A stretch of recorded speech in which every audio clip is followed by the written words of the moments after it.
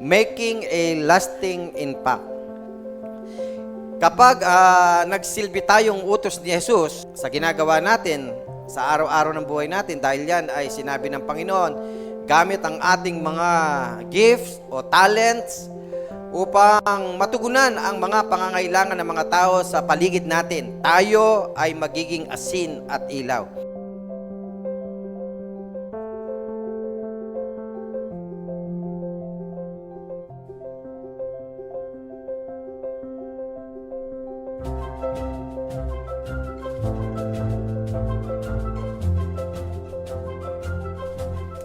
Ano ang magagawa ng asin at ilaw? Tingnan natin, ano yung asin? Tingnan po natin. Una is a preservative.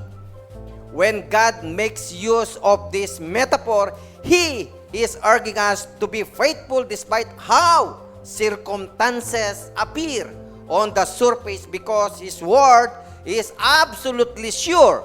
Like Himself, His word and endures forever. Kaya pala asin. Kasi yung endurance nito, nagbibigay ito sa atin ng kakayahan na tumagal. Yan. Ikalawa is a seasoning. Why? In Matthew chapter 5 verse 13, you are the salt of the earth, but if the salt loses its savor, how can it be made salty again? It is no longer good for anything except to be thrown out and trampled by men. Kaya nga, sobra sa ngayon, nagpapatuloy tayo to worship God and to continue our service to God. You know why? Because ang hirap sa mundong ito kapag tayo ay hindi nakapaglingkod. Kasi dumarating sa buhay ng isang tao, yung ang isang Kristiyano ay kumbaga sa sarili ay hindi niya na maramdaman yung tinatawag po nating saya sa paglilingkod. Kaya nga, ang ikatlo na nagamit po ng asin is an antiseptic. Ang paglilinis ng sugat na may asin ay napakabisa sa paglaban ng sa infections. You are the salt of this world. Para ang mundo ma-preserve. Para ang mundo ay malayod sa sakit. Kasi nga merong asin at ang asin na yan ay walang iba kundi ikaw. Ang ikalawa, light. Kung sinabi ng ating Panginoon na siya yung ilaw ng sanlibutan, ikaw ngayon na kanyang anak, at ako sinabi din niya, ikaw din ay, you are the light of this world. Kaya nga, linagay kita sa sanlibutan because you are the light of this world para magliwanag ang sanlibutan. Okay? Ang mga Kristiyano na sumasalamin sa ilaw ni Kristo, na nagdadala ng kanyang ilaw, ay nagtatanggal ng kadiliman sa espiritu. Ang pag-unlad ay maaaring mukhang mabagal, ngunit maliwanag ang mga resulta nito. Kaya nga, ang isa pa sa ilaw natin, nanggigising. Tayo ang magiging ilaw ng mundo na gigising sa mga kalalaki at kababaihan sa katotohanan ng pagdating ng kaharian, paggising sa lipunan sa presensya ng Diyos. Ang ibig sabihin ng paggising ganito, ikaw at ako bilang ilaw ng mundong ito, ang siyang manggigising sa kamalayan ng mga tao, babae at lalaki man yan, na kailangan nila ang ating Panginoong Yesukristo bilang ilaw ng sanglibutang ito. Ikalawa, our last, how to make an impact. Dapat alam mo, iba ka sa mundong ito. Ang gusto natin, iba tayo sa mundong ito, hindi tayo katulad ng sanlibutan ito. Pero ang problema, ito ngayon. Hindi tayo nagiging iba ng mundo. Bakit? Kasi kung ano ang ginagawa ng mundo, yun din ang ginagawa natin. Yung pagiging iba mo sa mundong ito ay make a difference. Kaya nga Christian is always makes a difference on this world.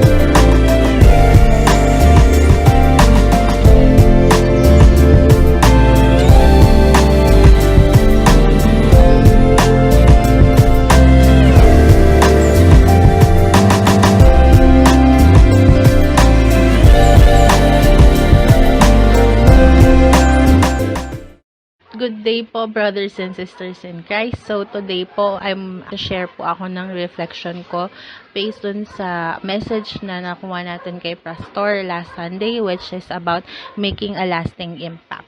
So, quote po na nakuha ko, which made an impact to me po was, we are called to save the world, we are called to make a difference, and we can't do everything, but we can do something. So, ngayong pandemic po, na lahat tayo medyo nangihina yung buhay espiritual po natin. Meron po kaming daily group chat po, with my co-workers. So, sa group chat po na yun, nag-share po ako ng devotional every day para po sila sa mga sarili nilang bahay or sa kanilang mga sariling pamilya, makapag-devotional po sila. In that way po, hindi lang ako nagiging light para sa kanila, Sometimes di naman nila ine-express or sinasabi directly na they are going through something. Pero at least, by sharing po the Word of God on that daily GC, at least ako bilang Kristiyano na i-share ko yung salita ng Diyos sa kanila, at ako bilang Kristiyano at least nape-preserve ko po yung salita ng Diyos sa buhay ko, at na i-share ko siya sa mga co-workers ko ngayong pandemic. So, isa pang message po na nakuha ko dun sa sinabi ni Pastor is, a holy life is the most powerful influence. So, parting words po para sa akin, as a conclusion, yung actions po natin, should influence others and not the other way around. Hindi ho tayo pwedeng magpadala sa gawaing makamundo dahil alam natin kung ano yung tama sa mali. So, with that po, sana po may natutunan tayo ngayon. Thank you everyone and God bless po.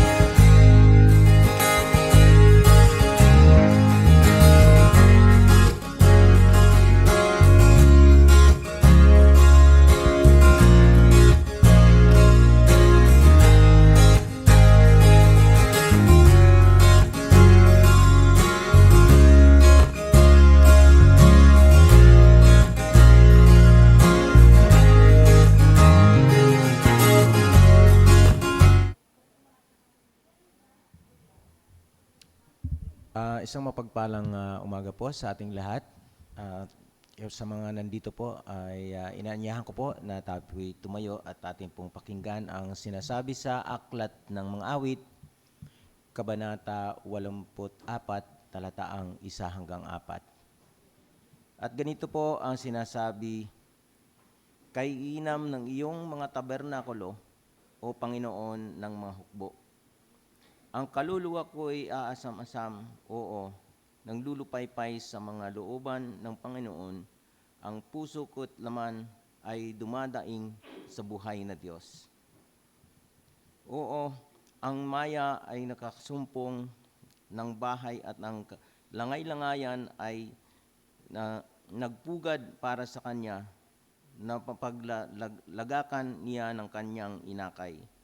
Sa makatuwid, bagay iyong mga dambana, o Panginoon ng mga hukbo, Hari ko at Diyos ko. Mapalad silang nagsisitahan sa iyong bahay, kanyang pupurihin kang palagi." Purihin ang Diyos sa pagkabasa at pagkarinig ng kanyang banal na salita. Tayo po'y manalangin. Muli po, dakilang Diyos, kami nagpapasalamat muli sa umagang ito dahil taglay namin ang buhay at kalakasan na patuloy mong pinagkaloob sa amin, Panginoon. Muli po sa umagang ito, O God, iyo pong tanggapin ang aming papurit, pasasalamat sa iyo na ikaw ang itataas at ikaw ang aming pupurihin, sasambahin sa umagang ito. Tulungan mo ang bawat isa sa amin, maging narito man, bagamat kami kakunti, Panginoon, dahil sa mga pangyayaring hindi inaasahan. Subalit ikaw, Panginoon, ang aming itataas. Gayon din naman, Panginoon, ang mga kapatid namin at sa lahat ng mga nanunood sa kanilang tahanan sa umagang ito. Panginoon, bigyan mo sila ng kalakasan, katatagan, pagpalain mo sila, Panginoon. Anuman ang mga problemang dumarating sa buhay na bawat isa sa amin, ikaw lamang, Panginoon, ang siya naming tatawagin dahil ikaw ang Diyos na magbibigay ng kapayapaan sa bawat isa sa amin. Kaya, O God, sa umagang ito, ang iyong lingkod, Panginoon, na iyong gagamitin na siyang magdadala ng mensahe ng iyong mga salita, Panginoon. Bigyan siya ng kalakasan, katatagan, bigyan siya ng karunungan nagmumula naman sa iyo, na maihayag ang iyong mga salitang ito, na ito, Panginoon, ang siyang magdadala sa bawat isa na siyang tatanggap nito at makikinig sa buhay na walang hanggan na iyong pinangako sa amin. Kaya, O God, muli po, ito po ang aming dinadalangin sa iyo sa umagang ito, na gabayan kami lahat na ikaw, Panginoon, ang aming pupurihin.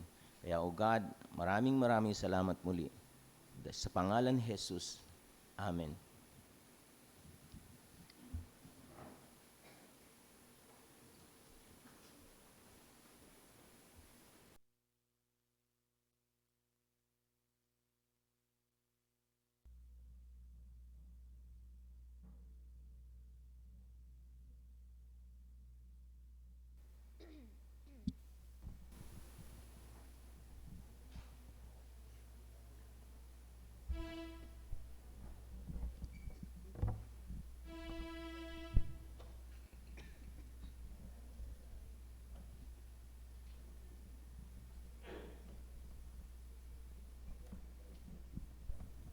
Good morning po sa ating lahat.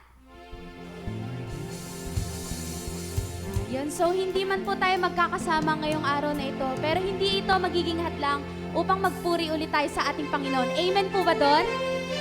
Tunay nga na bless tayo dahil binigyan niya ulit tayo ng pagkakataon na umawit at magpuri para sa Kanya. So let's sing our first song, Firm Foundation.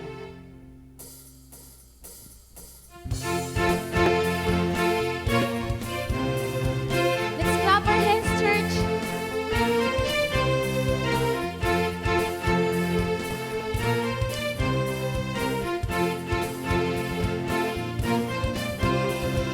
Jesus, you're my firm foundation. I know I can stand secure. Jesus, you're my firm foundation. I put my hope in your holy word. I put my hope in your holy word. Jesus, you're my firm foundation. I know I can stand secure. Jesus, you're my firm foundation. I put my hope in your holy word. I put my hope in your holy word. I have a living hope. I have a living hope. I have a future. I have a future. God has a plan for me. God has a plan for me. Of this I'm sure. Of this I'm sure. Jesus, you're my firm foundation. I know I can stand secure. Jesus, you're my firm foundation. I put my hope in your holy word. I put my hope in your holy word. Your word is faithful, Your word is faithful, mighty in power. mighty in power. God has delivered me. God has delivered me. Of this I'm sure. Of this I'm sure. Jesus, you're my firm foundation. I know I can stand secure. Jesus, you're my firm foundation. I put my hope in your holy word. I put my hope in your holy word. Jesus, you're my firm foundation. I know I can stand secure. Jesus, you're my firm foundation. I put my hope in your holy word. I put my hope in your holy word. Jesus, you're my firm foundation. I know I can stand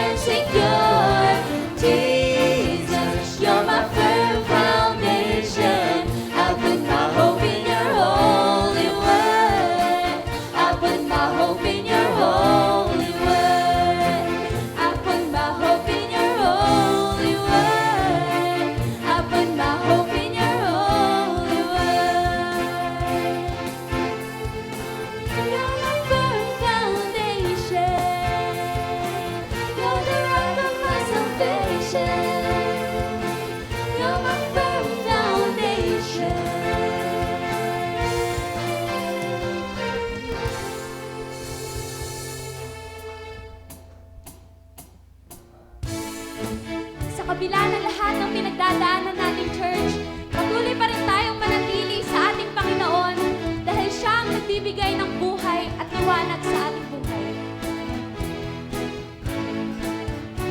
Let's continue to worship our Lord today. Let's sing Shine, Jesus, Shine.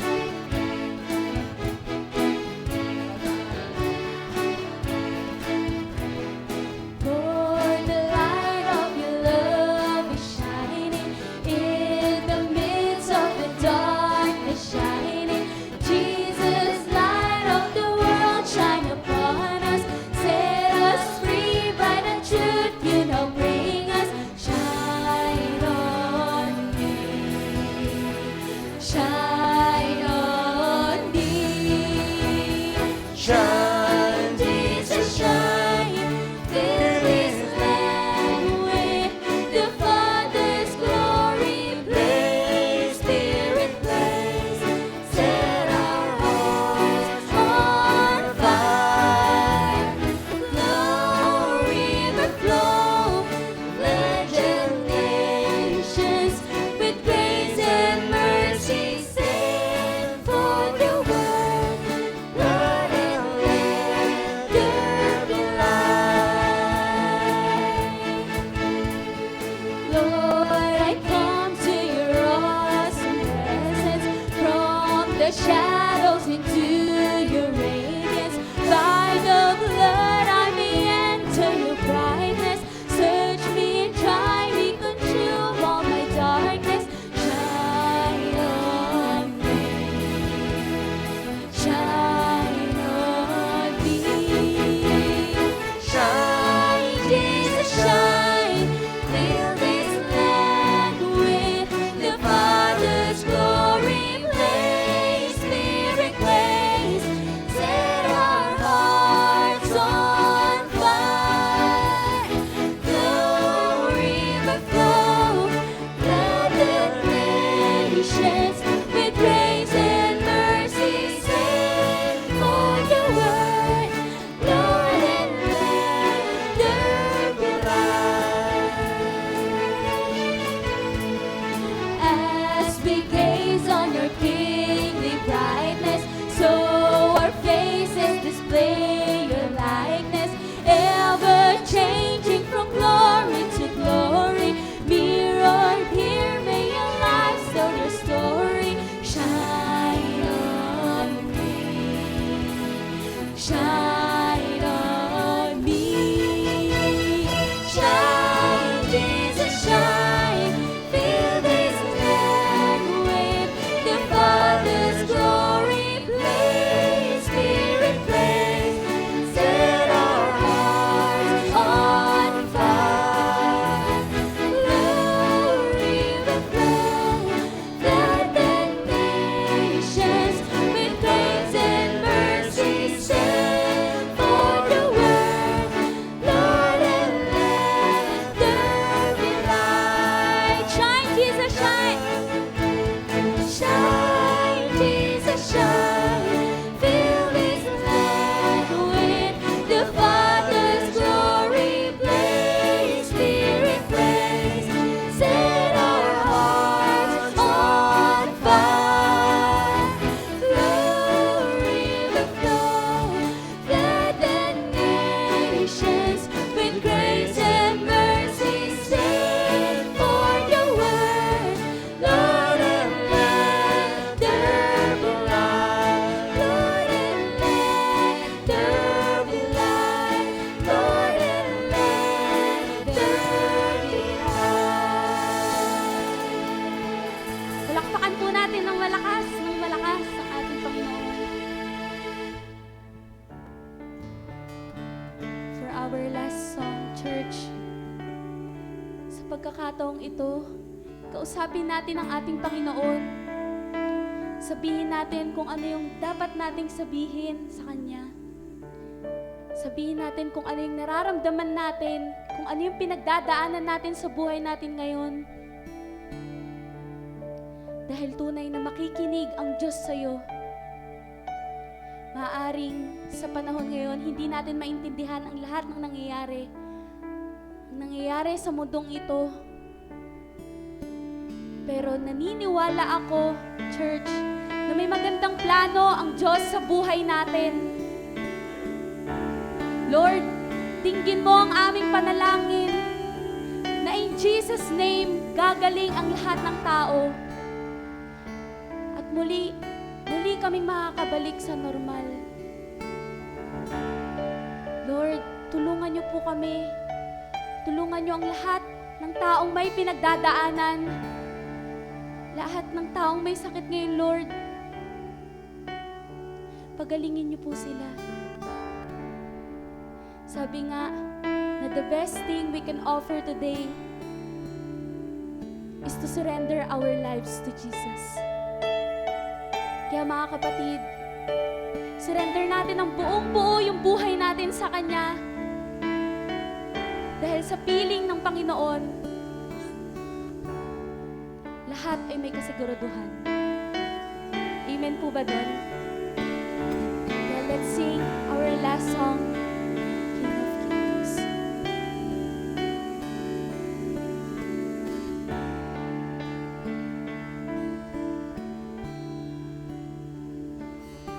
To the darkness we were waiting, without hope, without light, till from heaven you came running. There was mercy in your eyes to fulfill the law and prophets. To a virgin came the word, from a throne of endless glory to a cradle in the dirt. Praise the Father, praise the Son. Praise the Father, praise the Son, praise the Spirit, three in one, God of glory, majesty, praise forever to the King of Kings.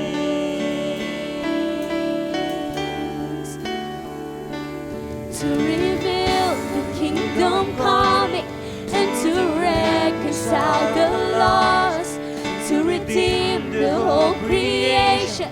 You did not despise the cross, for even in your suffering you saw to the other side, knowing this was our salvation. Jesus, for our sake you died. Praise the Father,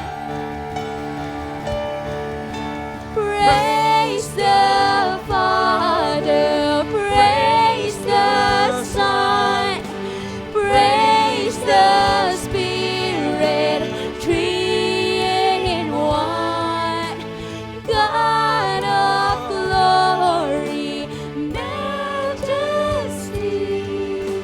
praise forever to the King of Kings.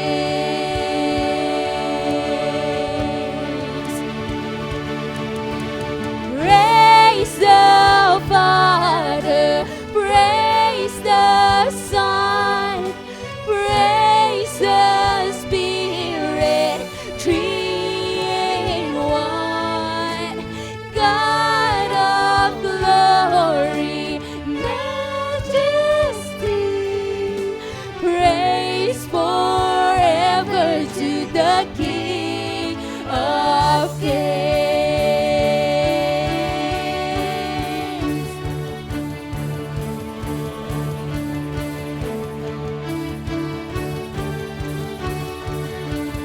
And the morning that you rose, all of heaven held its breath, till the soul was moved for good, for the Lamb that conquered death.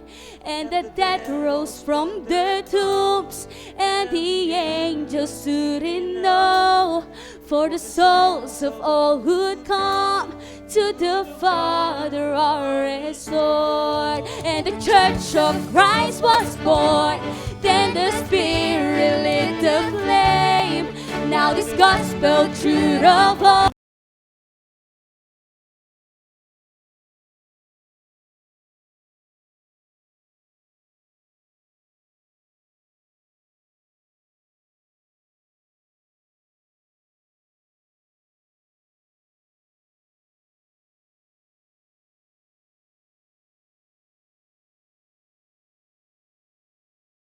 Praise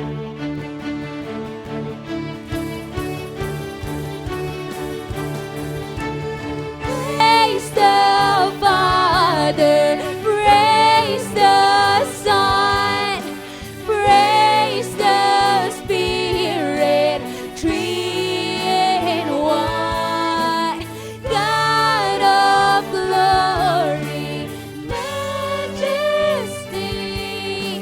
praise forever to the King of Kings. Praise the Father, praise the Son, praise the Spirit, three in one. God of glory, majesty, praise forever to the King of Kings. Praise forever to the King of Kings. In Jesus' name, amen, amen. Palakpakan po natin ng malakas ang ating Panginoon.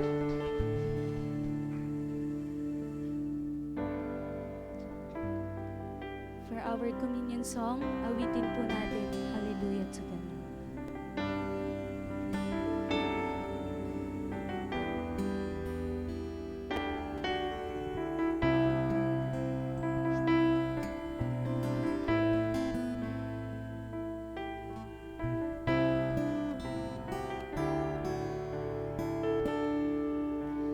Lord, we stand in the midst of a multitude of those from every tribe and tongue. We are your people, redeemed by your blood, rescued from death by your love. There are no words good enough to thank you. There are no words to express my praise, but I will lift up my voice and sing from my heart with all my strength. Hallelujah, hallelujah, hallelujah to the Lamb. Hallelujah, hallelujah. By the blood of Christ we stand. Every tongue, every tribe, every people, every land, giving glory, giving honor, giving praise unto the Lamb of God.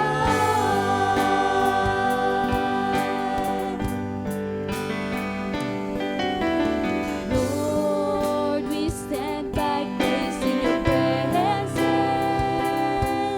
We cleansed by the blood of the Lamb. We are your children, called by your name. Humbly we bow and we pray. Release your power to work in us and through us till we are changed to be more like you. Then all the nations will see your glory revealed and worship you. Hallelujah, hallelujah, hallelujah to the Lamb. Hallelujah, hallelujah. By the blood of Christ we stand. Every tongue, every tribe, every people, every land, giving glory, giving honor, giving praise unto the Lamb of God. Giving praise unto the Lamb of God.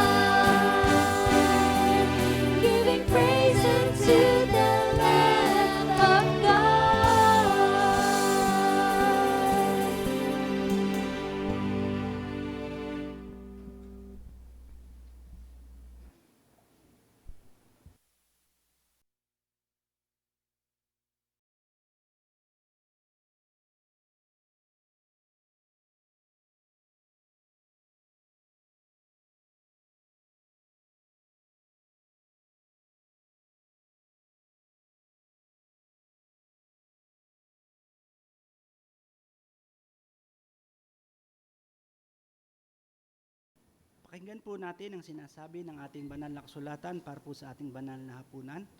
Ito po yung ating matatagpuan sa mga taga Marcos, Kapitulo 14, talataang 22 hanggang 26 na ganito po ang sinasabi.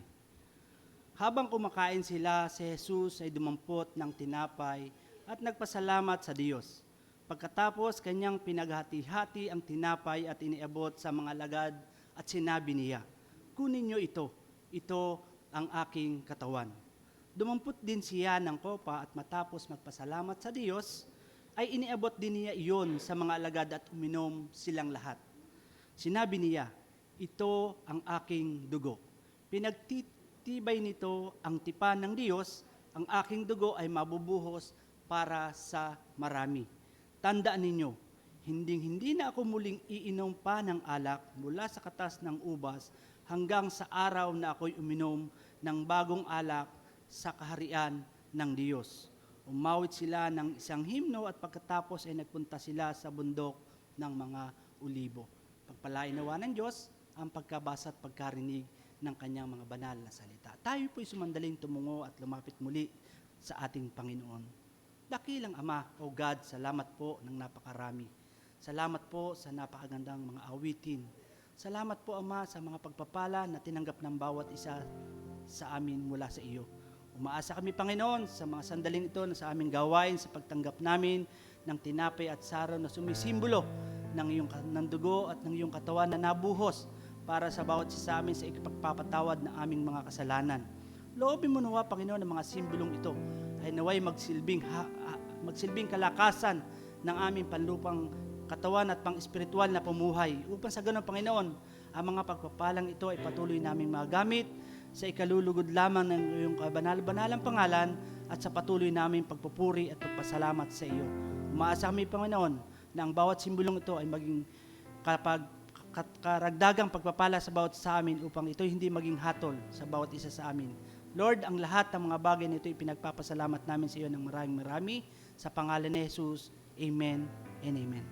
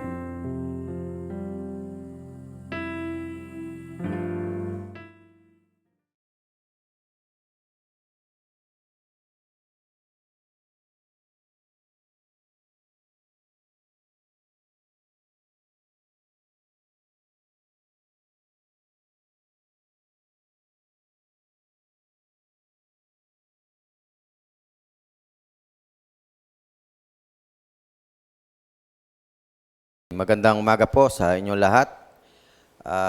Sa ngalan po ng Panginoon, tayo po ay nasa dako na ng mensahe.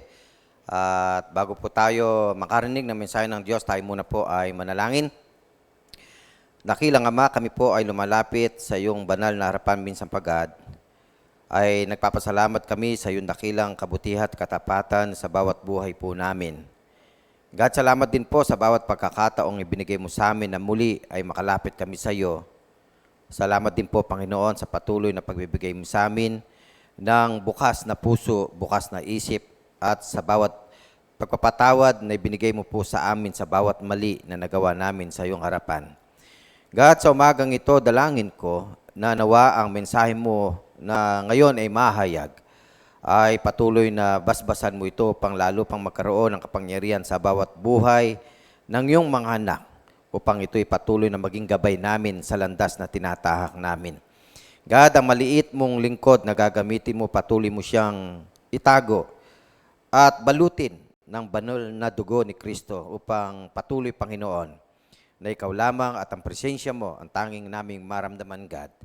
Patuloy kong dalangin na lahat ng mga kapatid namin na manonood, makakarinig nito, at sa lahat ng aming mga relatives and friends, at sa lahat ng aming mga kababayan, sa lahat ng mga taong makakabahagi nito.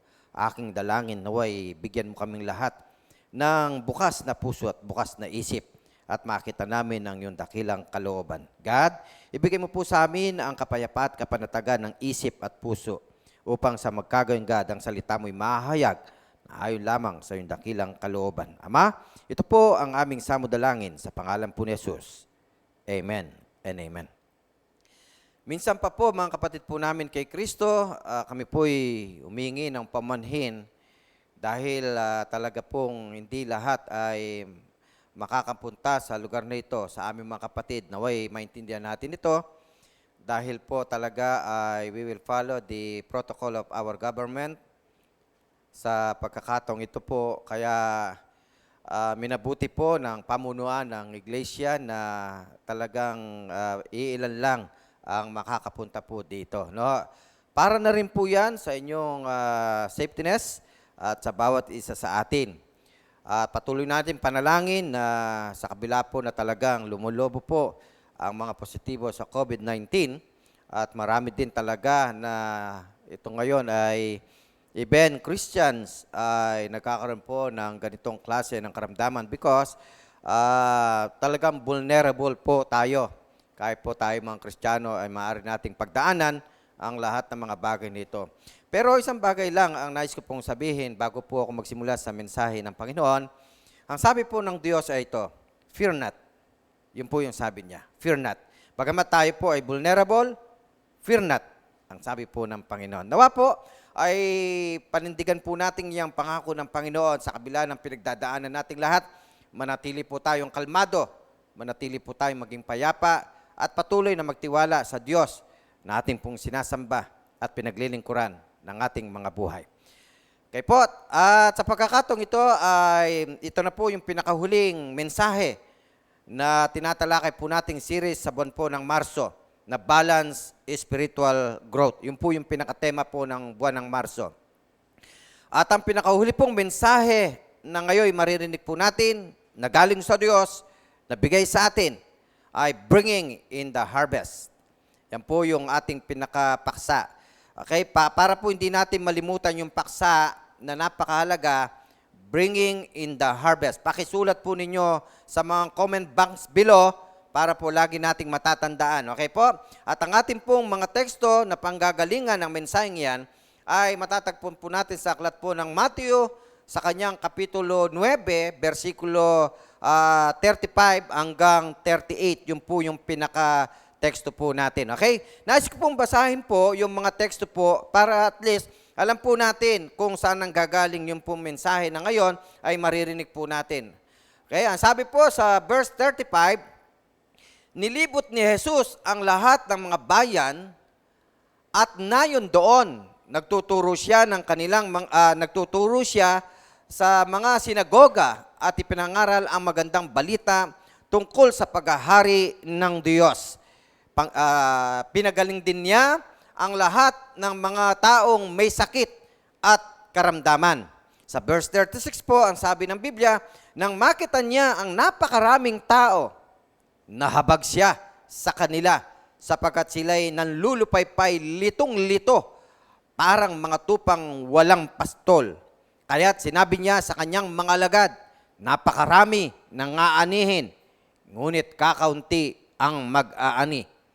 Idalangin ninyo sa may-ari ng aanihin na magpadala ng mga mag-aani. Yan po yung mga talata po sa umaga pong ito. Alam po ninyo, in part of our introduction, meron pong isang movie na ang title po ng movie, Swindler's List. Alam ko po, yung iba ay napanood po ninyo yan. Pero itong ilustrasyon ito, hihiramin ko lang, mga kapatid, sapagkat ito ay parte ng ating mensahe. Okay? Kasi po, meron pong isang bida dyan, no? May sinabi po si Oscar Schindler na I could have done more. Kasi po, sa moving yan, after the war, marami pong pinatay ng mga Jews, okay, sa Nazi Germany. Okay po. Kaya, alam po, on that part of movie, ay sinabi po ni Oscar Schindler na talaga nakita niya yung mga tao na pinapatay. Kaya nga pagtakbo po niya sa kaibigan niya, walang ginawa kundi umiyak nang umiyak siya kasi nakikita niya na maraming namamatay, maraming nang pinapatay, no? And then, pagtakbo nga niya sa car, part of this movie, yung part lang siya, umiyak siya. And then, nakita niya na talagang liniligtas po niya, marami siya liniligtas. Kaya nga, nung makita pa niya na talaga marami pang mga Hudyo ang pinapatay niya, mga Jews, meron po siyang sinabi, no, sa kabila po talaga na ginagawa po niya ang lahat para maraming maligtas siya, ito po yung word na binanggit niya. I could have done more. Ibig niya sabihin, marami pa siyang magagawa para maligtas itong mga tao na ngayon ay pinapatay. No? At nakikita niya sa kanyang dalawang mata na unting-unting pinapatay itong mga Hudyong ito. Kaya sa kanyang sarili, yun yung nagdala para masabi niya, I could have done more. Pakisabi mo nga po sa katabi mo, pakisulat nyo sa comment box nyo, I could have done more. Marami po tayong magagawa para ma-save itong mga taong nasa sanglibutan. Okay ba? Kaya nga po, alam po ninyo, in Matthew chapter 9, verse 35, meron pong sinabi ang Bible, Jesus did all He could. Jesus went through all the towns and villages, teaching in their synagogues, preaching the good news of the kingdom, and healing every disease and sickness.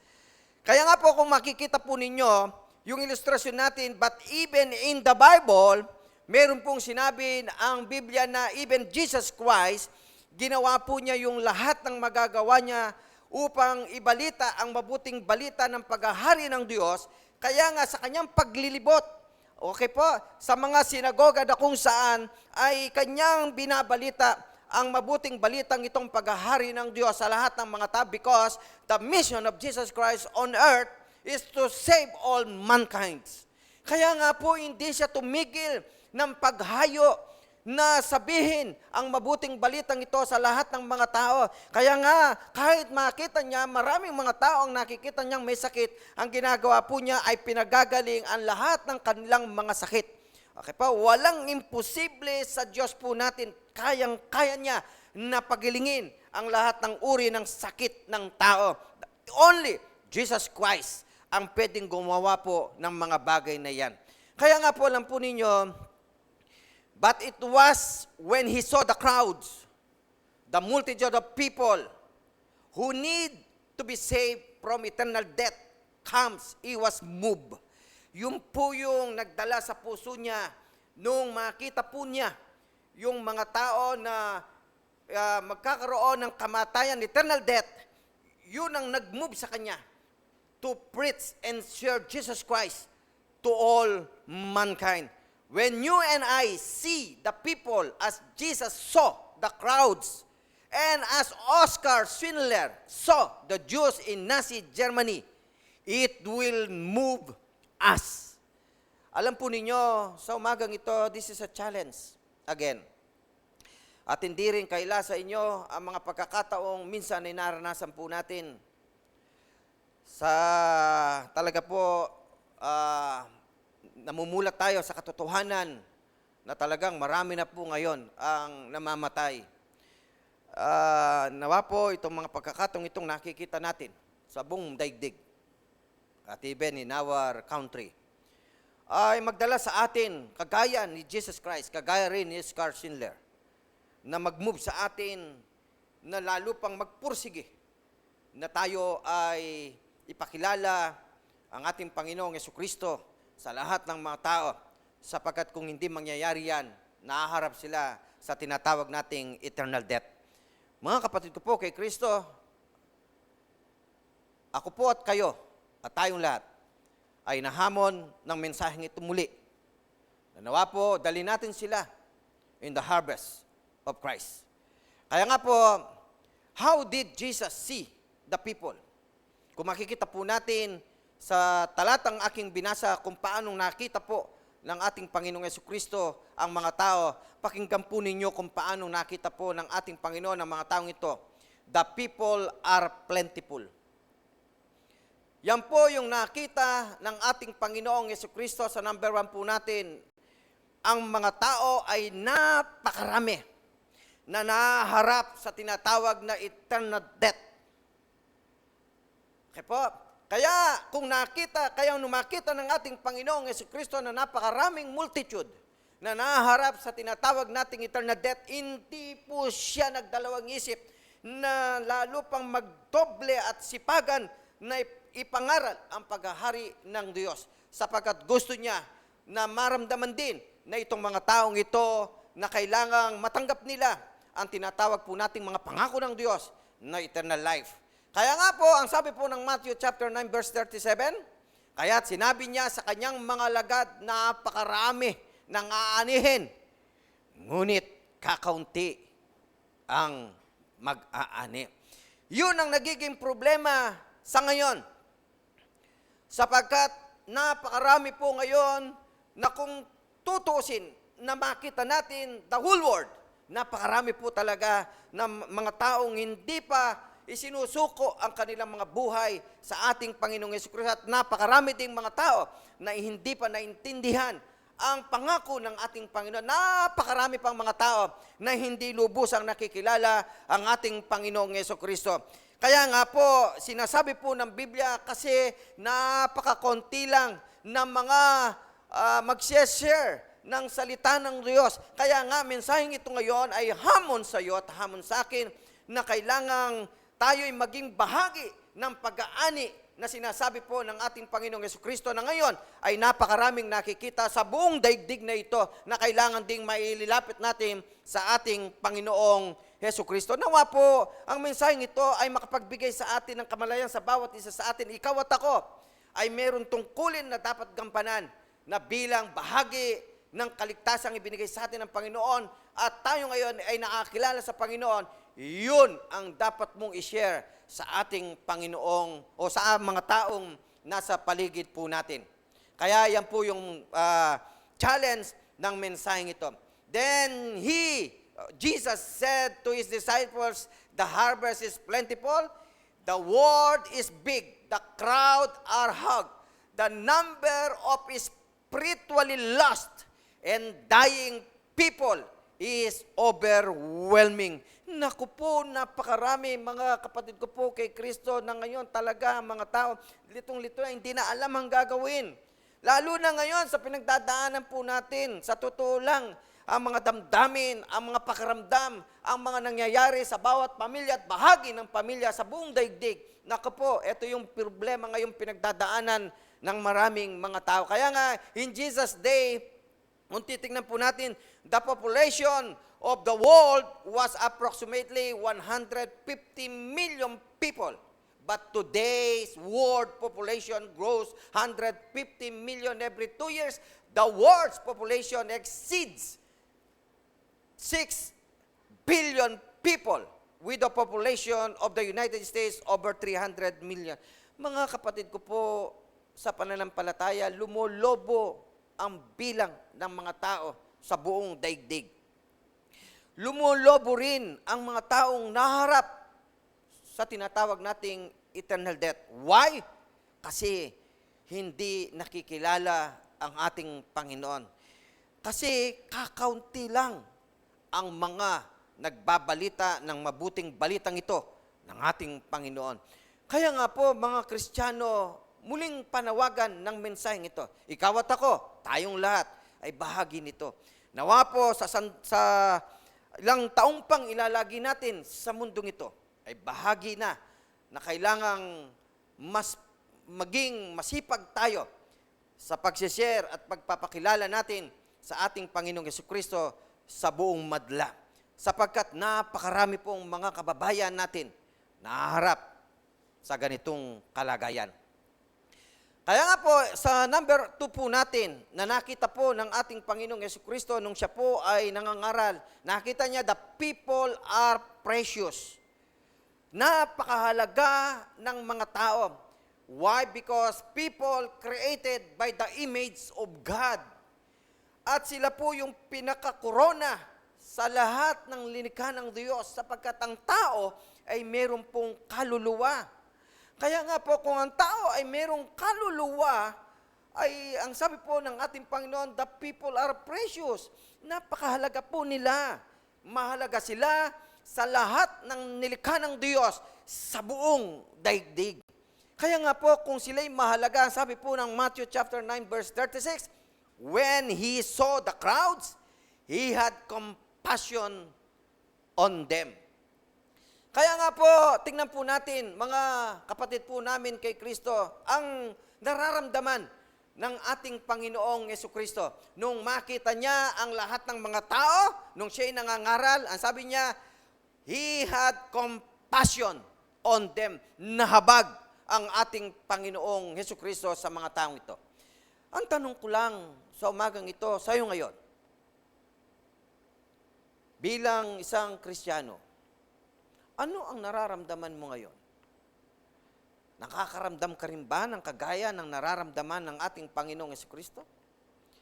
Nahahabag ka rin ba sa mga taong ito ngayon ay nahaharap sa tinatawag nating eternal death because hindi pa nila nakikilala ang ating Panginoong Jesucristo? Kaya nga po, alam nyo, the word used for compassion is the strongest word for pity.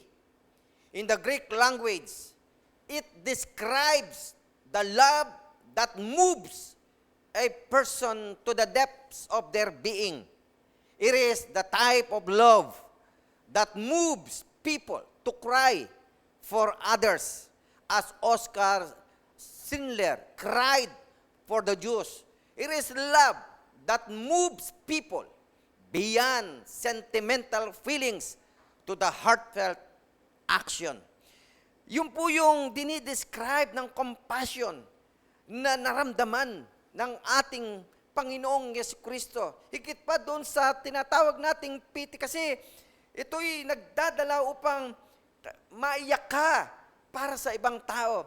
Naawa ka para sa ibang tao. Kailangan kang kumilos para itong mga taong ito ay mailapit sa ating Panginoon. Yun po yung pakiramdam na dapat po nating maramdaman sa umagang ito in this message. Kaya nga po, Jesus' heart grieves over every soul. God grieves because those who died without Christ never know how much He loves them. Napakaraming mga tao na hindi nila nalaman na sila ay mahal ng Diyos.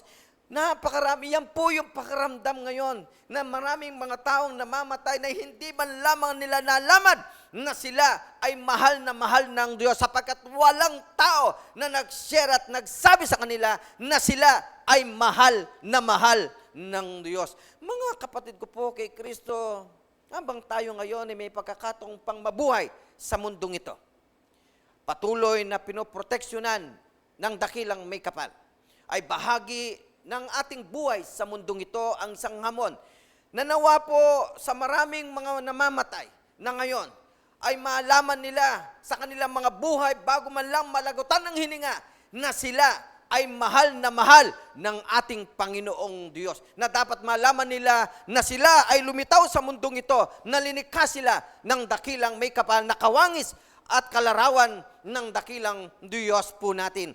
Kaya nga, hindi nila malalaman yan kung hindi po natin isasaysay sa kanila ang mga bahaging yan. Kaya abang humihinga ka, gawin po natin ang pagkakataon na maging mahalaga sa buhay natin, na tayo ay magpagamit sa Panginoon bilang mahalagang nilikha niya na maging bahagi din sa mga kaluluwa na nanganganib na mapunta sa kapahamakan. Kaya nga po, sa pagkakataong ito, mga kapatid ko po kay Kristo, yan po yung nakitang ikalawa ng ating Panginoong Jesucristo. The people are precious in the sight of God. Ikatlong bagay po na nakita ng ating Panginoong Jesucristo, the people are perplexed.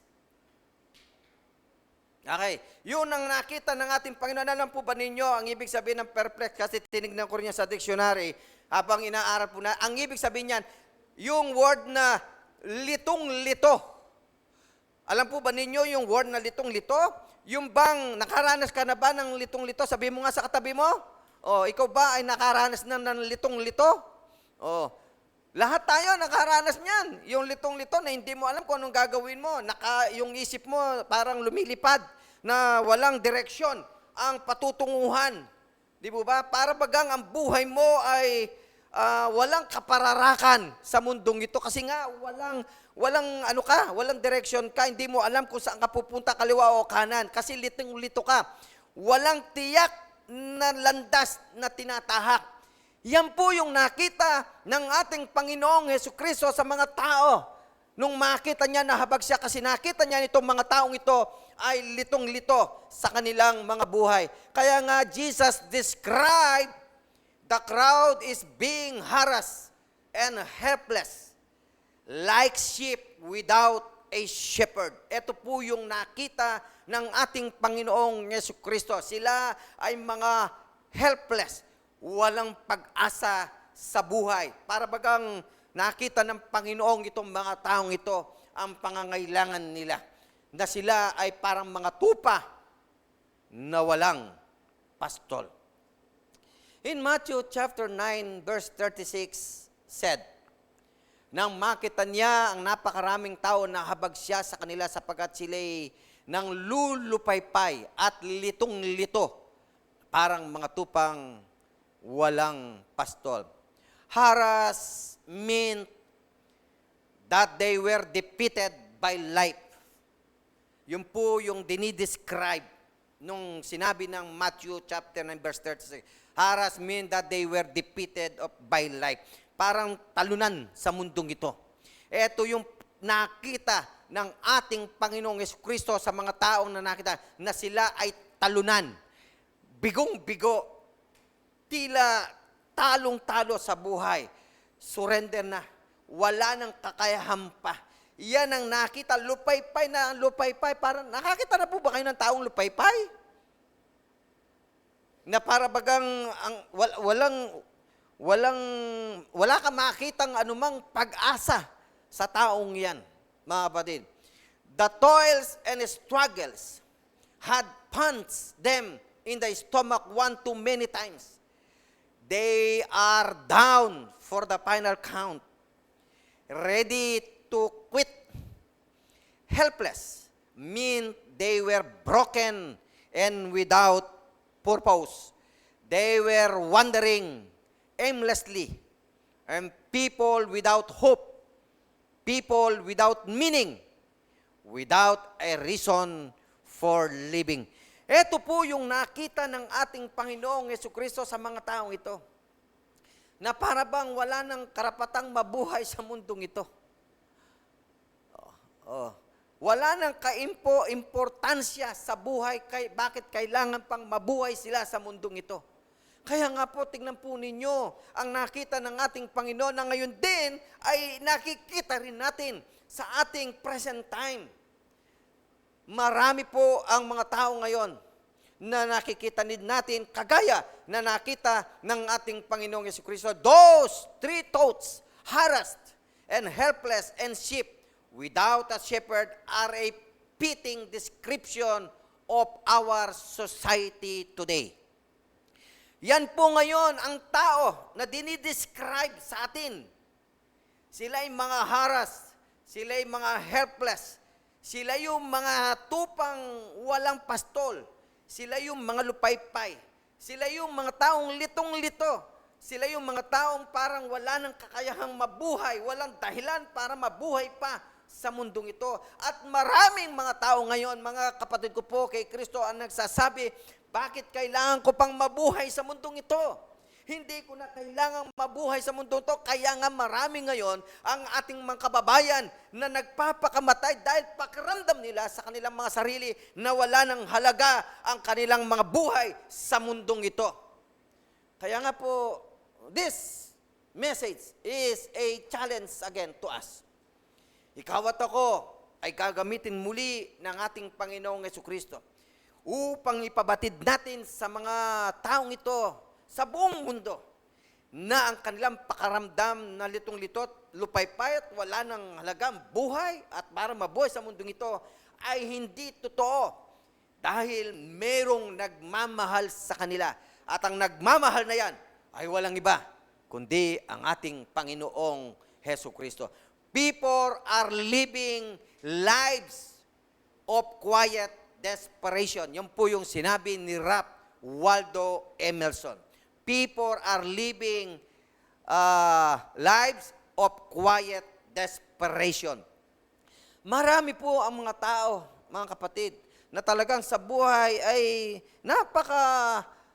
silent sa mga buhay po nila, na hindi natin alam yung kanilang pinagdadaanan sa buhay. Kaya nga, ang dapat gawin ng mga mananampalatayang katulad natin, palakasin po natin itong mga taong ito. At yan ay challenge sa sa bawat isa sa atin. On another occasion, Jesus said to His followers, "Open your eyes and look at the fields. They are ripe for harvest." John chapter 4, verse 35.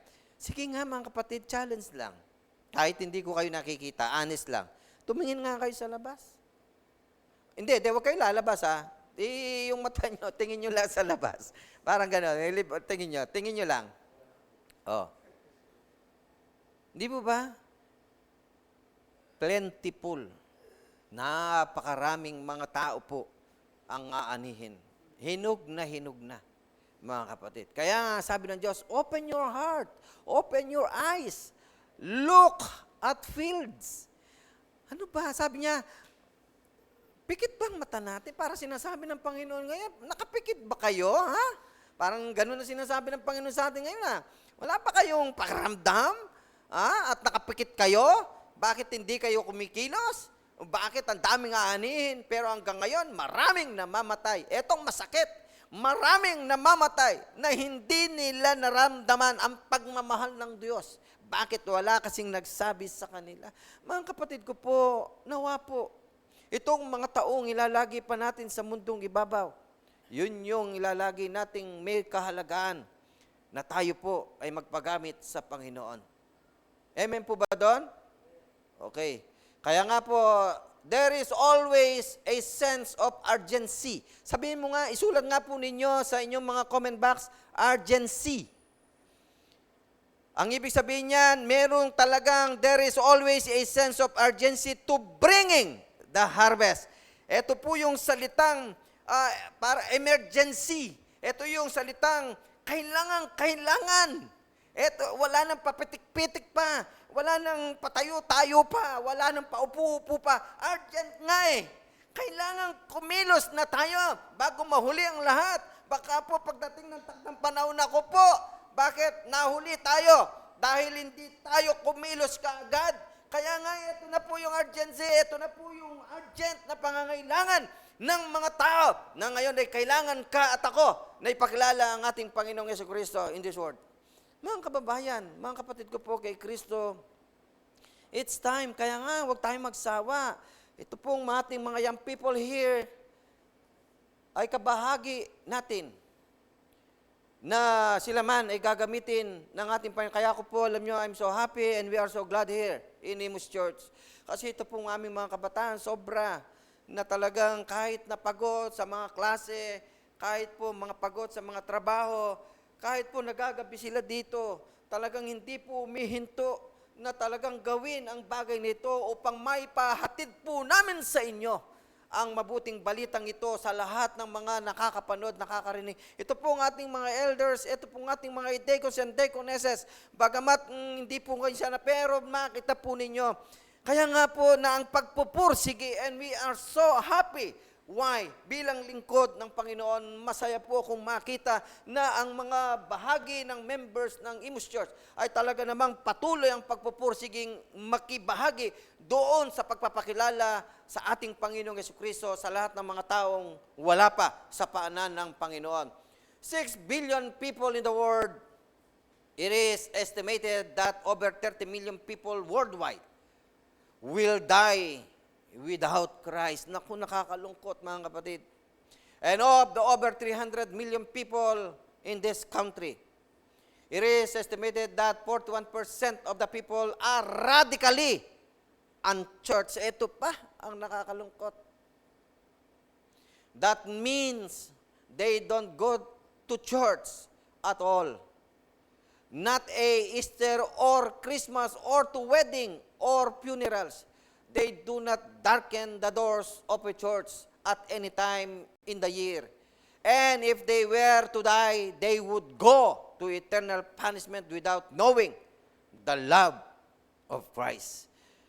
Kaibigan, kapatid, yan ay bahagi ng katotohanan na inaarap natin. Hindi ho yan kwentong barbero. Pero tunay napakaraming namamatay without Christ.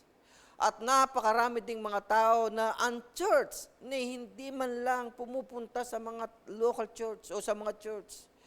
Kasi ayaw nila. Maraming mga tao ngayon, arapin natin ang katotohanan na subsob sa kanilang mga trabaho. Maraming mga tao ngayon, subsob sa kanilang mga karir, sa kanilang mga sarili.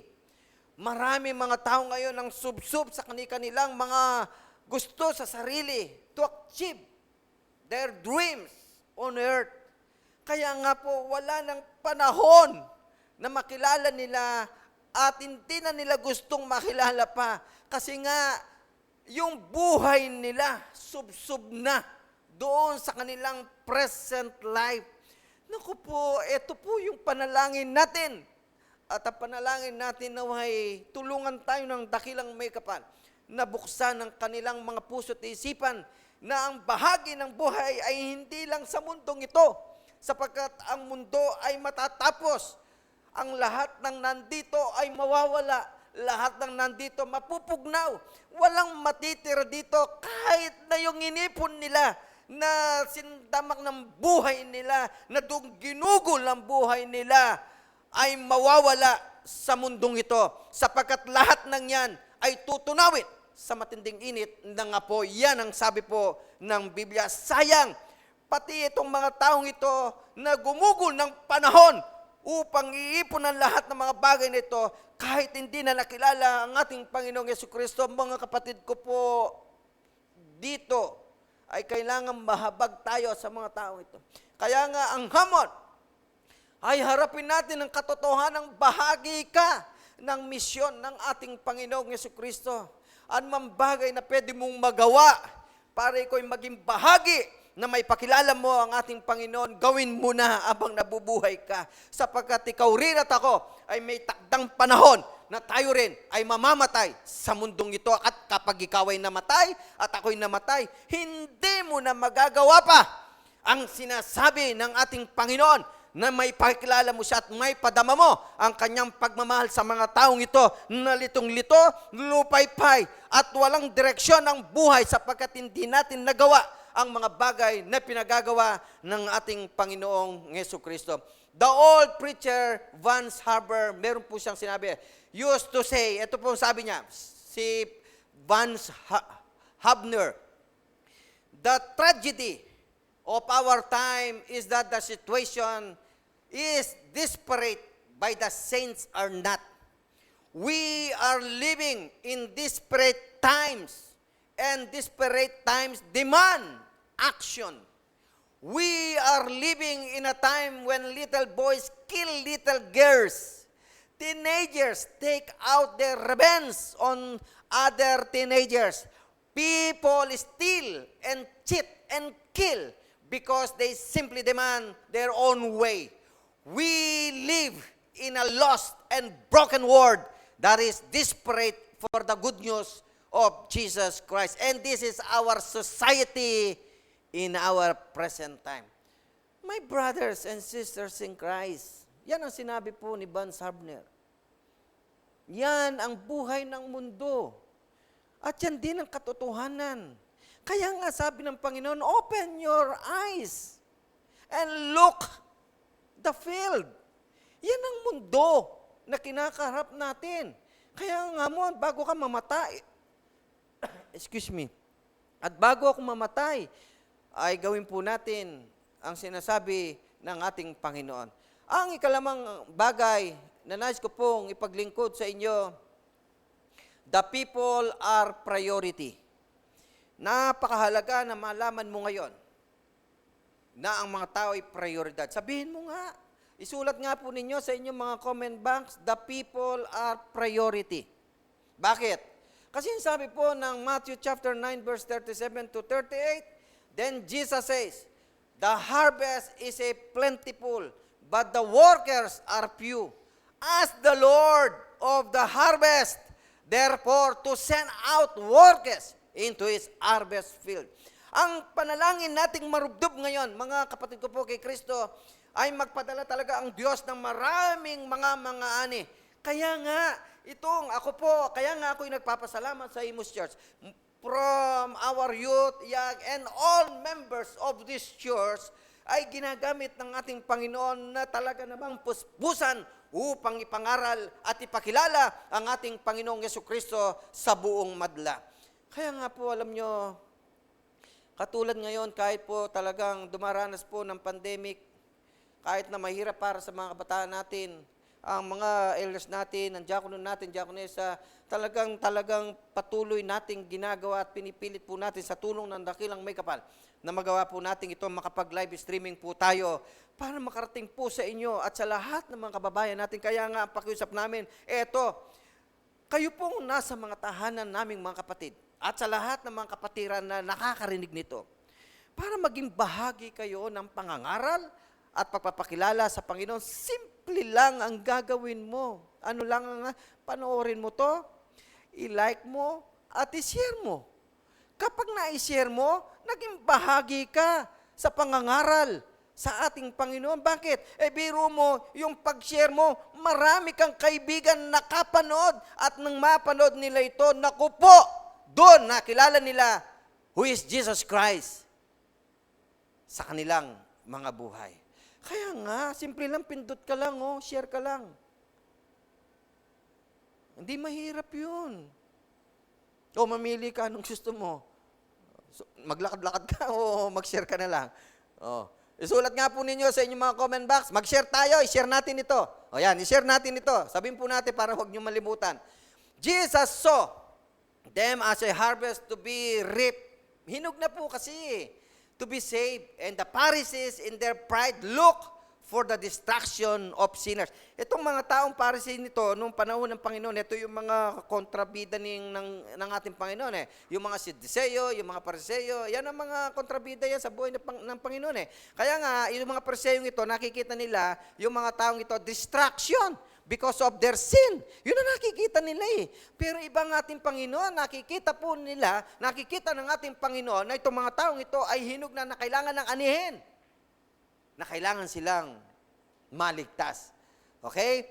Kaya nga, Jesus in love died for salvation of sinners. Kaya nga, itong ating katulad ngayon, parang sineselebrate natin itong kamatayan ng ating Panginoong Yesukristo kasi gusto nating alalahanin, the reason why Christ died on the cross is because of you and because of me and because of all mankind, multitude on earth. And that is the reason Christ died, because His love for us. Mahal ka ng Diyos. Sabihin mo nga uli sa comment box nyo, mahal ka ng Diyos. Yun man lang mapabatid natin sa mga tao. Mga kababayan, mahal kayo ng Diyos. Yun ang dahilan kung bakit siya namatay. At yun din ang dahilan kung bakit inaalala natin ngayon ang kamatayan ng Panginoon, sapagkat gusto nating ipaalam sa buong madla na mahal kayo ng Diyos. Ang tanging pwede lang gawin is to accept Jesus Christ in our lives. In my conclusion, may tanong po tayo. What can we do? Ano nga ang gagawin natin? Anong kaya natin gawin? We can take responsibility for our field. Think of all the people we contact every day. Family, friends, neighbors, work associates, the woman at the cleaners, the guy at the car wash, our tennis buddies, and our sewing club. That is our field. Ang field mo na dapat mong makita, nandyan lang sa tabi mo. Sa lahat ng mga taong nakakadaong palad mo. Huwag mong kaliligtaan na pag nakausap mo yan, huwag mong hahayaan na hindi mo may pakilala sa Kanya si Jesus Christ. Huwag mong hahayaan na hindi mo masabi sa Kanya na siya ay mahal ng Diyos. Bago siya mamatay sa mundong ito, malaman niya na siya ay mahal ng ating Panginoon. Nawa po, ang mensaheng ito, sa 5 bahaging ating pinag-aralan, ay nakapagbigay sa atin ng encouragement and strength. What is our accountability and responsibility on being Christian today? Mga kapatid ko po, this is a challenge again. You and I, kailangan tayong magsama, kagaya ng nakita ng ating Panginoon. Kaya nga, wag na wag kayong papayag sa sarili natin na mamamatay tayo sa mundong ito, na hindi tayo naging bahagi ng misyon ng ating Panginoon. Nawa po'y patuloy tayong pagpalain ng ating Panginoon. At dalangin ko din na nawa po'y patuloy tayong mag-ingat sapagkat vulnerable po tayo sa lahat ng bahagi ng nangyayari sa mundong ito. Patuloy po kayong mag-ingat. Patuloy kong panalangin, manatili po kayo ligtas at mabuhay. At patuloy tayong gamitin pare-pareho ng ating Panginoon doon sa field na ibinigay niya sa iyo at sa field na ibinigay niya sa akin. Sa field na binigay niya sa lahat ng mga Kristiyano na makita ang kabutihan at kapangyarihan ng dakilang Diyos. Maraming pong salamat sa inyong lahat at pagpalain tayo ng dakilang may kapal.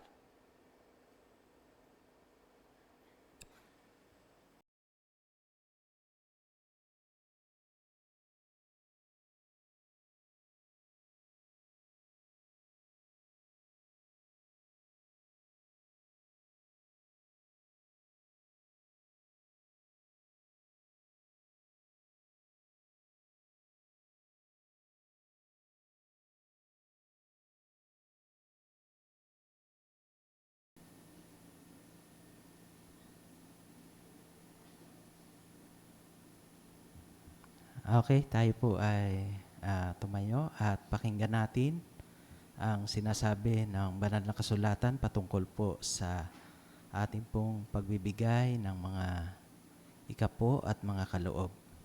Basahin po natin ang sinasabi sa aklat ng Kawikaan. Ang kabanata po ay 11, ang talataan po ay 24 hanggang 25. Ganito po ang kanyang sinasabi. Ang taong mapagbigay ay lalong yumayaman, ngunit naghihirap ang tikom na mga kamay. Ang taong matulungin ay sasagana ang pamumuhay, at ang marunong tumulong ay tiyak na tutulungan. Purihin po ang Panginoon sa pagkabasa at pagkarinig ng kanyang mga banal na salita. Tayo po ay manalangin. O kataas-taas ang Diyos na pinakadakila at pinakamakapangyarihan sa lahat, Diyos na sinasamba namin sa Espiritu at sa katotohanan, at Diyos na nagbibigay ng lahat ng aming mga pangangailangan. Sa oras na ito, Panginoon, ay nagpapasalamat kami sa mensahe na muli naming narinig, Panginoon. At dalangin namin, Panginoon, na hindi lang basta namin ito narinig, kung hindi, Panginoon, ay tumimo ang mga mensaheng ito sa aming mga puso upang gawin namin, Panginoon, at may apply namin sa aming mga sarili upang magawa namin sa ikararangal ng iyong banal na pangalan, Panginoon. Sa oras na ito, Ama, ay dadako kami sa pagbibigay ng aming po mga ikapo at mga kaloob. Dalangin po namin na nawa ay patuloy na basbasan mo ang mga salaping malilikom sa araw na ito upang sa gayon, Panginoon, ay patuloy na magamit ito, Panginoon, sa ikalalago at ikalalaganap ng iyong banal na salita sa dakong ito, Panginoon, ng Imos. Dalangin namin, Panginoon, na nawa ay patuloy na pagpalain mo rin ang mga anak mo na merong trabaho, merong negosyo, Panginoon. Dalangin namin na nawa ay patuloy na padaluyin mo po ang mga pagpapala na nagmumula sa iyo sa pamamagitan po ng mga trabahong ito at mga negosyo ng aming pong mga kapatid. Dalangin ko rin, Panginoon, na nawa ay tulungan mo ang lahat ng mga anak mo na naghahanap pa ng mga trabaho, Panginoon. Dalangin namin na nawa ay patuloy na bigyan mo sila ng mga trabaho na nararapat po para sa kanila. Dalangin ko rin, Panginoon, na nawa ay patuloy na ingatan mo ang iyong mga anak na naghahanap buhay, nag-aaral, Panginoon. Dalangin ko rin na nawa ay tulungan mo sila na malayo doon po sa virus na lumalaganap ngayon, Panginoon, habang sila po ay nagtatrabaho at naghahanap buhay. Maraming salamat, Panginoon. Ang lahat ng ito ay amin pong sinasamot dinadalangin sa pangalan ng iyong anak na si Jesus na aming tagapagligtas ngayon at magpakailanman. Amen.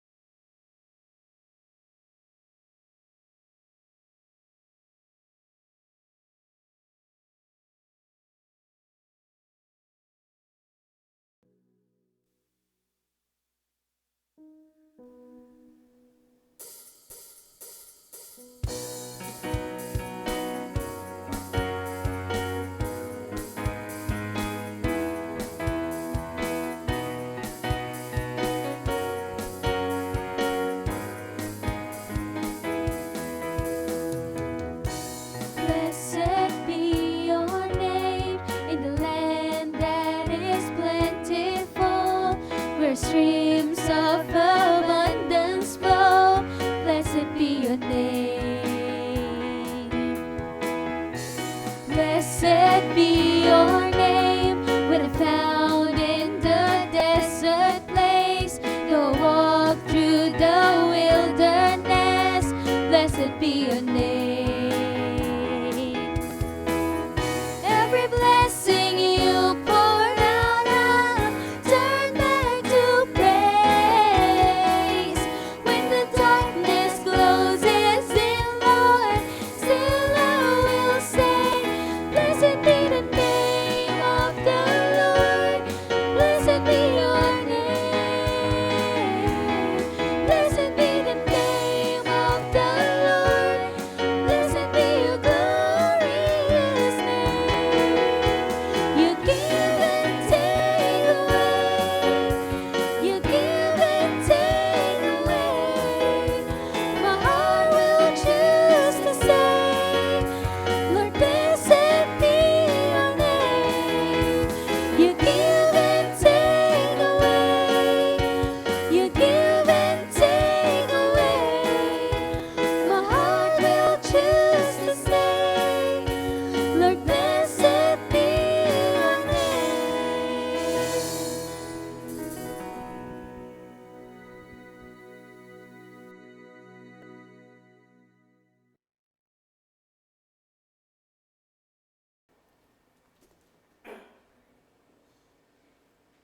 Hello, hello, hello.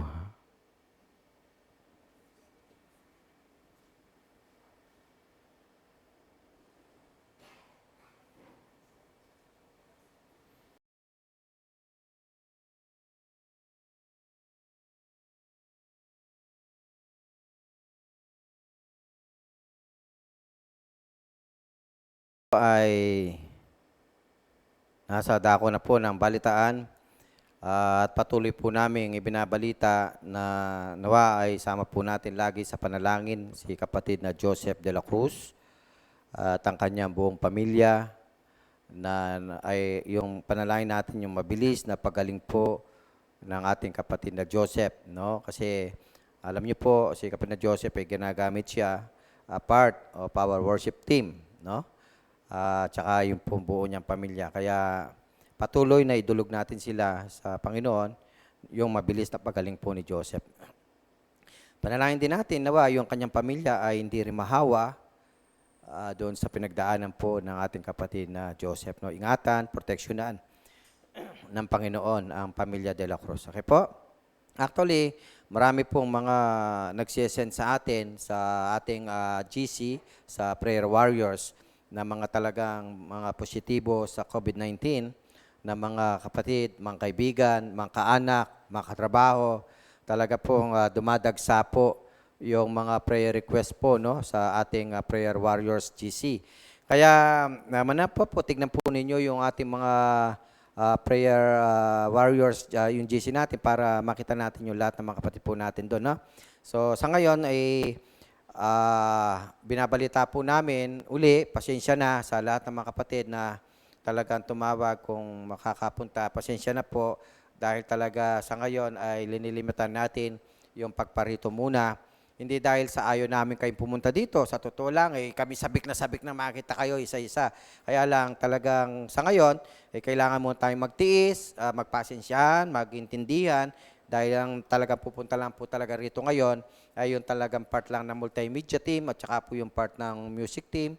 At saka po yung ilan po nating elders and deacons po. No? The rest, wala na muna. Pati RDN group, hindi na muna natin pinapupunta. Dinidiscourage na rin natin para talagang konti lang nandito. Para po sa inyo at sa bawat isa. Maproteksyonan natin ang isa't isa kasi mahal natin ang isa't isa po. Okay? At the same time, sinusunod natin yung protocol ng ating gobyerno. No? So, panalangin natin, sa Lunes, ibababa na po ang ECQ dito sa ating probinsyang Cavite. Ulitin ko, mag-ingat po tayo, mag-prepared po tayo, ihanda natin yung dapat ihanda, pagbagsak po ng ECQ, actually hanggang April 4 po yun. So, nawa po ay patuloy na doblehin natin ang pag-iingat sa bawat isa. Kami po ay pag-pray nyo din, kami nandito sa kapilya, wag po kayo magsawa, ipanalangin po ninyo yung mga lingkod, no?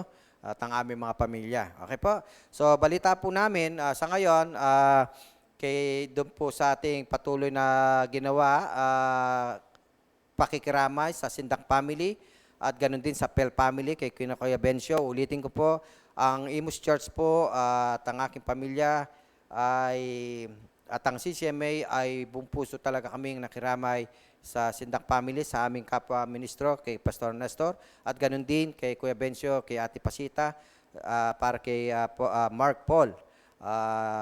Ang alam ko hanggang ngayon po, sa Sunday na to, ay meron pang necrological para sa kanila.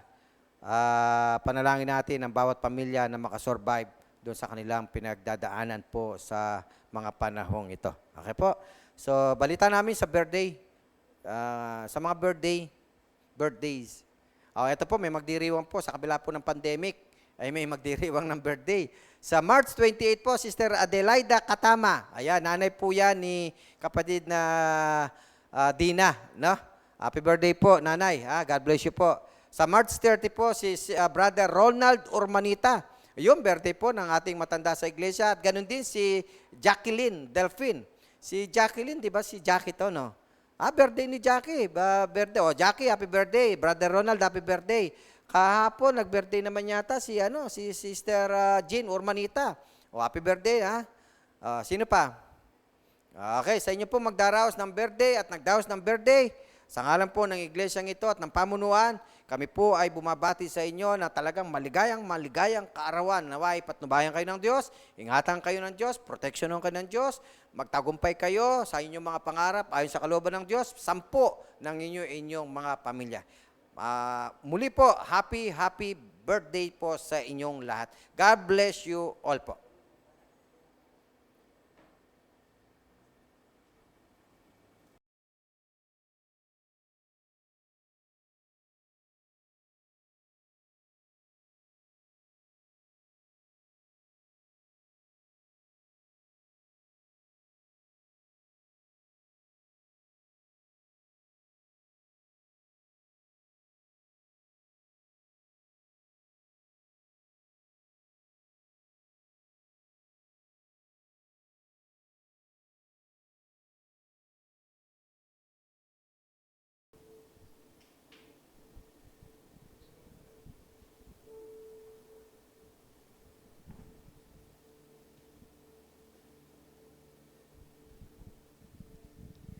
For our closing song, let's sing Trust in the Lord.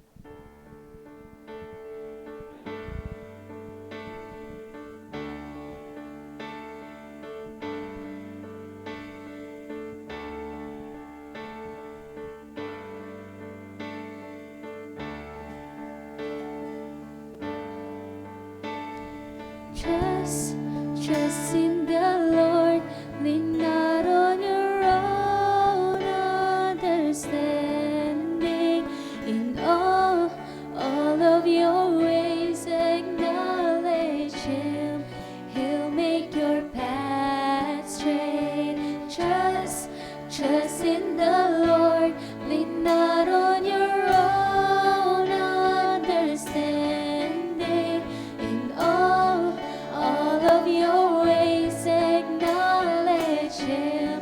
He'll make your path straight.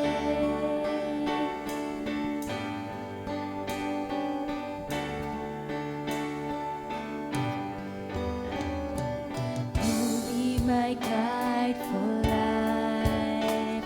I'll walk by your side with your hand in mine. I'll go where you lead me. Trust in the Lord, lean not on your own understanding. In all of your ways acknowledge Him. He'll make your path straight.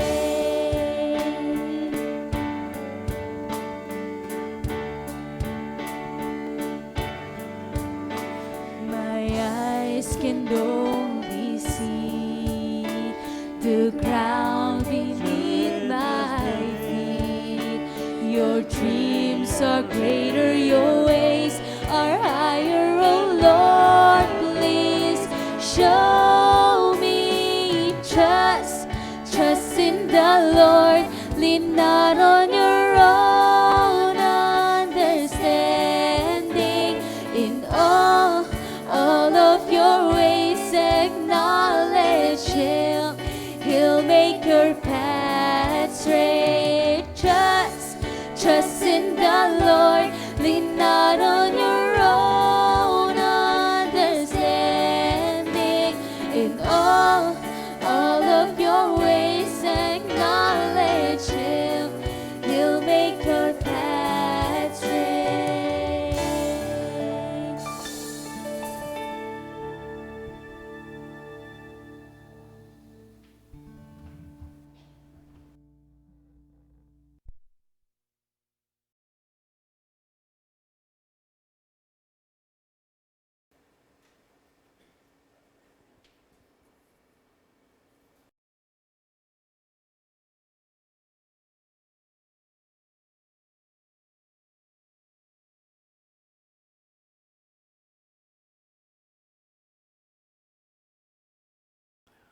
Para po sa pagpapatuloy ng ating gawain, tayo po ay sumandaling dumulog ulit sa ating Panginoon para sa ating pagpapasalamat sa Kanya. Tayo po ay manalangin. Dakilang Ama o God, salamat po ng napakarami sa umagang ito. Ramdam namin naman na ang bawat isa sa amin ay pinuspos mo ng iyong banal na Espiritu. Ramdam namin naman na ang iyong pagpapala ay natanggap namin. Dahil alam namin, Ama, na kami ay talagang iyong kami iyong mahal na mahal. Salamat, Ama, sa dakilang pagmamahal na ito na ipinagkaloob mo sa amin. At kami ay patuloy mong binibigyan ng lahat ng pangailangan namin sa pang-araw-araw naming buhay. Salamat, Ama, sa napakamagandang salita na muli ay ibinigay mo sa amin upang mabuksan ng aming puso, ang aming isip, kung paano ka namin ipakikilala sa lahat ng mga hindi pa nakakakilala at tumatanggap sa iyo.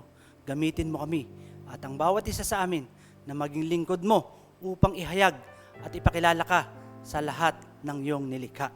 Dakilang Ama, sa pagpapatuloy po ng aming gawain ito, umaasa kami na ikaw ang patuloy na sa amin, umaasa kami na ikaw ang patuloy na gagabay sa bawat isa at sa muli naming paghiwalay sa umagang ito at sa paglabas namin sa magulong sanlibutan ito. Hiling namin, Ama, ang iyong gabay, ang iyong patnubay, ang iyong pag-iingat, ang iyong proteksyon, ang naway ibigay mo sa bawat isa sa amin. Gayon din, Ama, sa mga nakikinig sa tahanan at mga nanonood ng live streaming na ito, basbasan mo at pagpalain sila. Gabayan mo sila, pagpalain at ibigay ang lahat ng kanilang mga pangailangan sa pang-araw-araw nilang buhay. Proteksyonan niyo po sila, Ama, sa lahat ng anumang karamdaman at anumang problema, nawa ay malampasan nila ito. Ama, sa umagang ito, inilalapit din namin po sa iyo ang kapatid namin si Brother Joseph. Dakilang Ama, alam namin, Ama, na kayo po ang dakilang manggagamot. Kung kaya't inilalapit namin sa iyo at naniniklud po ang bawat isa sa amin na naway patuloy mo po siyang pagalingin sa kanyang karamdaman sa mga oras na ito. At ganun din po, Panginoon, ang buong pamilya niya. Basbasan mo at pagpalain ng pamilyang ito. Proteksyonan, Panginoon, sa lahat ng uri ng anumang karamdaman. Ibigay ang lahat ng kanilang pangailangang probisyon sa pang-araw-araw nilang buhay at ganun din ang pinansyal nilang pangailangan. Naway, patuloy mo itong ipagkaloob sa bawat isa sa kanila. Dakilang Ama, inilalapit namin ang bawat isa sa amin, ang lahat ng iyong anak na sa mga oras na ito ay lumalapit sa iyo. Naway, matugunan mo ang lahat ng aming mga kahilingang panalangin sa iyo. Umaasa kami, Panginoon, na sa mga oras na ito, ang lahat ng mga bagay na aming kahilingan mula sa iyo ay tatanggapin namin sa pangalan ni Jesus. Umaasa kami, Panginoon, na walang sawa mo kaming pagpapalain at iingatan. Dakilang Ama, sa umagang ito, nilalapit din po namin sa iyo ang isang kapatid namin na ngayon ay sumapit sa kanyang kaarawan na si Sister Adelaida. Loobin mo nawa, Panginoon, na basbasan mo at pagpalain ang anak mong ito, na kung paano mo siyang iningatan sa mga nagdaang araw sa kanyang buhay, ay ganon din mo siyang pagpapalain at iingatan sa mga darating pang panahon. At ganon din po, Panginoon, inilalapit namin sa iyo ang isa pa naming kapatid na nagdaos ng kanyang kaarawan sa darating na 30, Panginoon. Loobin mo nawa na basbasan mo at pagpalain ng kapatid na Ronald Urmanita. Ganon din po si Sister Jacqueline Delphin, na nawa, Panginoon, kung paano mo siyang iniingatan at pinapatnubayan sa mga nagdaang araw sa kanilang buhay, ay ganun mo din silang iingatan sa mga nalalapit at darating pang panahon. Pagkalooban niyo po sila, Panginoon, ng iyong banal na espiritu, nang sa ganun patuloy silang makapagpuri, makapagpasalamat sa iyo. Ganun din po, Panginoon, ang 10 ng kanilang mahal sa buhay ay ingatan, pagkalooban mo ng pagpapala at pag-iingat na nagmumula sa iyo. Dakilang Ama, walang sawa kaming dadalangin sa iyo at paulit-ulit namin hilingin na naway patuloy mo kong bigyan ng karunungan, ng katalinuhan, ng lakas ang pangatwa at pananampalataya na kailangan namin sa pang-araw-araw ng buhay, upang ito'y maging gabay at patnubay namin kung paano kami makikisalamuha sa magulong sanlibutan ito. Kung kaya't, Lord, pag-ingatan niyo po kami at ganun din, Lord, ang mga pandemyang ito na lumalaganap sa buong mundo. Dakilang Ama, tuldukan mo nawa po, Panginoon, ang problemang ito na sakit na lumalaganap sa mundong ito. Na sa ganon, makapanumbalik na ang bawat sa amin sa normal na pamumuhay. Dakilang Ama, ang lahat ng mga bagay ito isinasamo namin at dinadalangin. At tumaasa kami, Ama, na patuloy mo kaming gagabayan at papatnubayan sa pangalan ni Jesus. Amen and amen.